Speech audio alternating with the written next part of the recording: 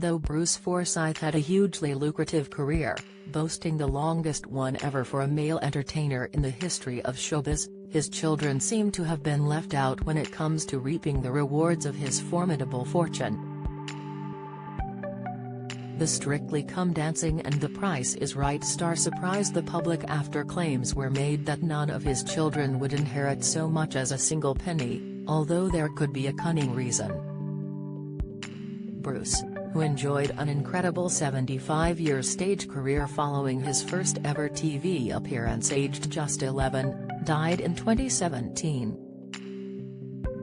He had fought a short battle with bronchial pneumonia, aged 89. And in honor of his entertainment career, had his ashes scattered beneath the stage at the London Palladium.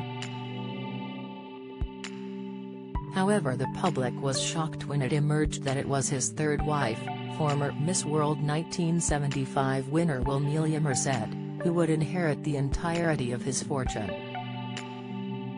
No one else, not even his 6 children, were honored in the £11.5 million will.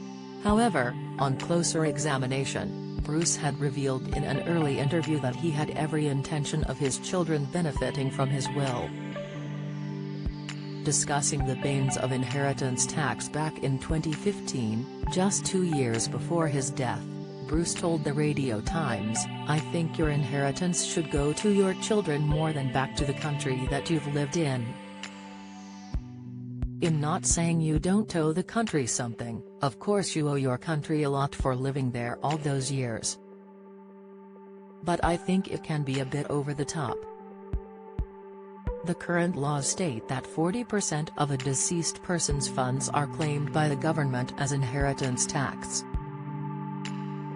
However, those who have left all of their funds above a £325,000 threshold to a spouse or civil partner, for instance, instead of children, are not required to fork out for the tax."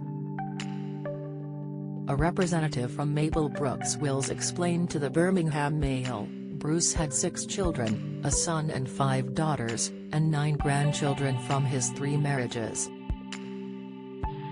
But rather than leaving anything to his children, he left £11.5 million to his widow, Lady Wilmelia Merced, in his will. In 2019, she wound up his business, reportedly worth a further £4.5 million. On the face of it, it seems like a smart move. If he had left money to his children, 40% of the amount exceeding the inheritance tax threshold would go to HMRC. The threshold is £325,000 for a single person. In contrast, there's an exemption if your estate is passed to a spouse or civil partner. So, Bruce's widow would have paid no inheritance tax. The firm continued by referencing newspaper reports that Bruce's wife is expected to distribute his assets to his children over time. It added, such gifts, called potentially exempt transfers, pets, will fall out of the estate for inheritance tax purposes if she lives for at least 7 years.